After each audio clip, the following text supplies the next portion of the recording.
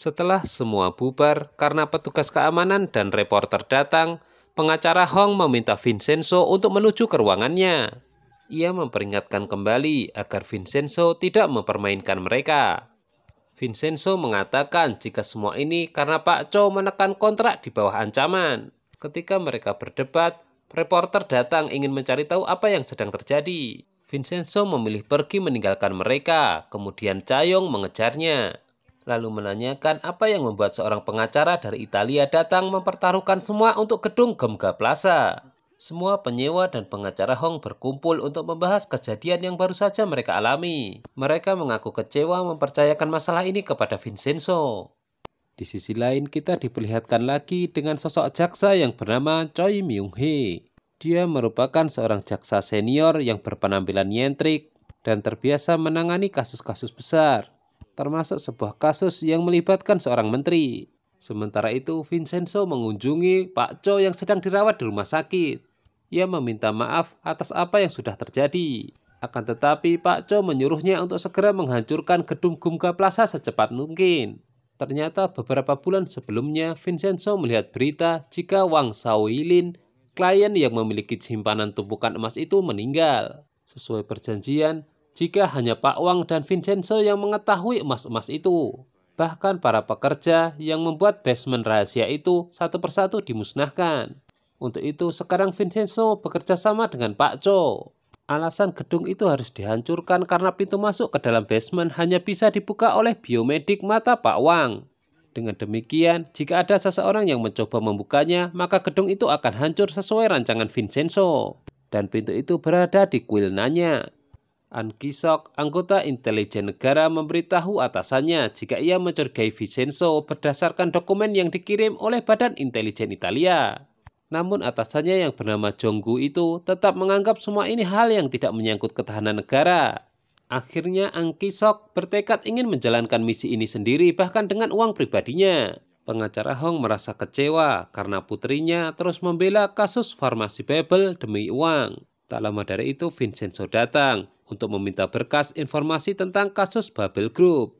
Namun ternyata pengacara Hong tidak percaya kepadanya. Vincenzo kemudian meyakinkan jika dia akan memenangkan kasus ini. Chayong marah besar atas kelalaian pihak farmasi Babel yang bisa menyebabkan persidangan kalah. Diceritakan jika seorang peneliti dari farmasi tersebut kabur.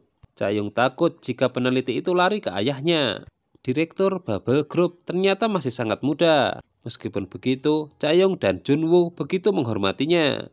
Sementara itu, jaksa Myung-hee menghadiri makan malam bersama rekan-rekan kerjanya. Namun bukannya senang, Myung-hee justru bosan. Sebab rekan-rekan kerjanya selalu meremehkan dirinya. Vincenzo mulai mempelajari dan membaca buku kasus Babel Group di kantor pengacara Hong. Tak lama kemudian Chayong datang dan menanyakan kenapa Vincenzo ikut campur. Vincenzo memberitahu jika akan mengalahkan firma Wusang tempat Chayong bekerja dan Babel Group. Chef Toto tiba-tiba menutup restorannya ketika Vincenzo datang. Vincenzo akhirnya menuju restoran Tteokbokki. Namun bibi itu hanya mau menjual makanannya kepada Chayong. Vincenzo awalnya keberatan karena Chayong duduk di hadapannya. Namun akhirnya ia mau mengalah karena makanan milik Chayong. Di sisi lain, jaksa Myung-hee merasa lelah karena harus terus berpura-pura bahagia. Malam itu juga ia makan malam bersama Han Sung-hyuk sahabatnya. Ia kemudian ditawari untuk kerjasama dengan sahabatnya itu yang dinaungi oleh grup Babel.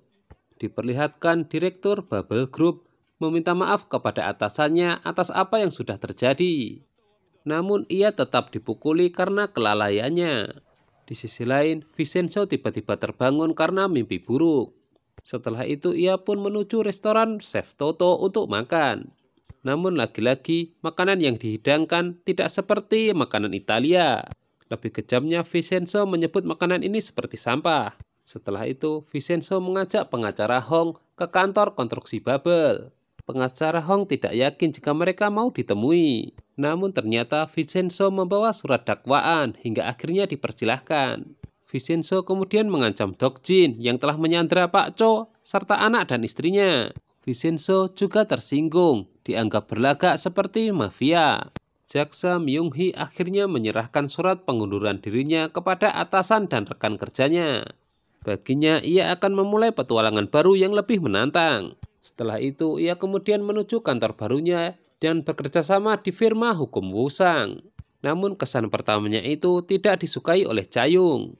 Pengacara Hong dan Vincenzo tidak sengaja melihat para penyewa gedung yang sedang melakukan akting. Tentu saja mereka menganggapnya sebagai sesuatu yang aneh dan tidak penting. Setelah itu, pengacara Hong mengajak Vincenzo ke bar dan mentraktirnya sesuai perkataannya tadi. Di sana, Vincenzo pertama kali meminum makgoli. Mereka kemudian berbincang-bincang mengenai kasus yang sedang ditangani. Menurut mereka, besar harapan mereka untuk menang. Vincenzo kemudian menyinggung wanita yang dijadikan tersangka pembunuhan. Pengacara Hong yang menjadi pengacaranya pun juga merasa kasihan. Tiba-tiba pengacara Hong mendapatkan sebuah telepon namun tidak ada suaranya. Sementara itu, Junwoo tidak sengaja mendengar pembicaraan atasannya jika akan terjadi perubahan gedung pukul 11 malam. Itu kemudian ia beritahukan kepada Cha-young. Pagi itu, Vincenzo diundang makan oleh pengacara Hong. Di sana, Vincenzo melihat foto-foto Cha-young dari kecil hingga dewasa. Di sisi lain, Cha-young sedang kesal dengan kemunculan Myung-hee, yang menurutnya selalu merasa paling hebat dan mudah mencari muka.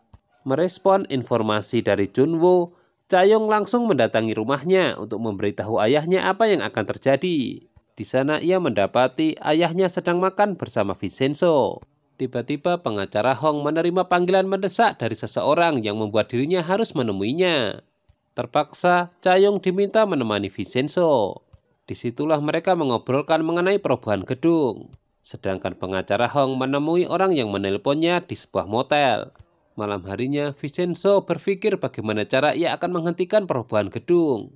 Di sisi lain, semua penyewa sedang berkumpul untuk mencari solusi. Sedangkan Vincenzo hanya melihat-lihat foto yang membuat semua menjadi kesal.